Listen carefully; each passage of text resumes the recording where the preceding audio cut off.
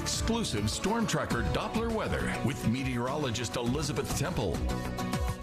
Starting out on a trip to Friday Harbor, Washington, where the local time is 4:45. You can see lots of that cloudy sky. It is still daylight out there right now, unlike us where we are dark and very clear, and also not seeing anything on the live Storm Tracker Doppler radar. Expecting to stay that way heading through the next few days. Our current temperatures right now definitely warmer than we were this time yesterday, as we continue to see that warm-up trend throughout this week, sitting in the mid to upper 50s. A few spots, 64 in Monroe, still hanging on to the 60s, 60 in Monticello, as well as low to mid 60s across the way to the west. And those dew points still on the drier side, however, they are on the climb as we continue to allow for some of that south and southwesterly wind to make its way into the region, which is going to bring a lot of that warm and moist air in from the Gulf, and that is going to be a reason why we start to see the warming trend, as well as things are going to get on the cloudier side heading into this week, but not too cloudy. Just a few of those clouds are able to make their way back into the region. But as of right now, like I said, sitting very nice and clear across the Ark-La-Miss region, as well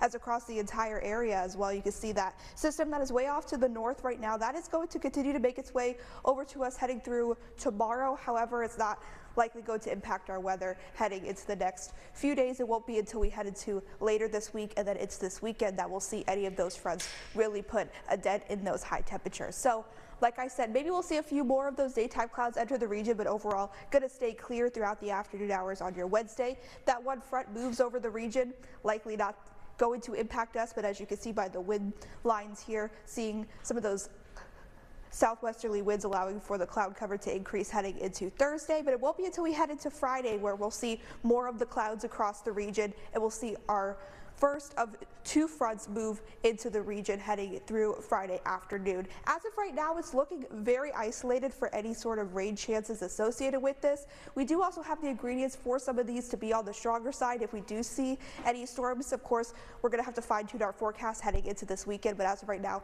not to be looking like a rainmaker for this cold front. And then we'll see another front, which is called a backdoor front, make its way into the region heading into Saturday afternoon. And behind that much cooler air, the possibility of our first freeze of the season comes along with that.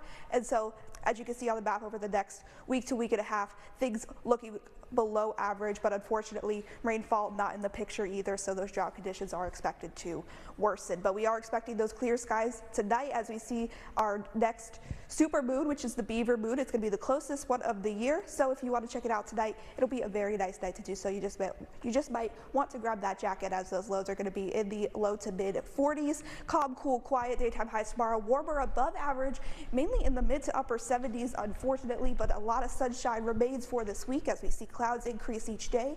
80s by the end of this week, but after those fronts move through, expecting things to get much chillier and below average once again. Hey, Freddie.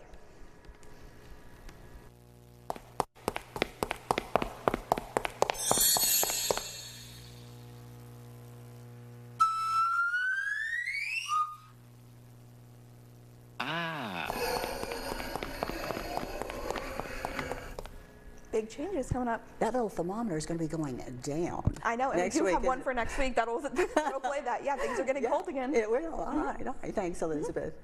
Coming up next on Fox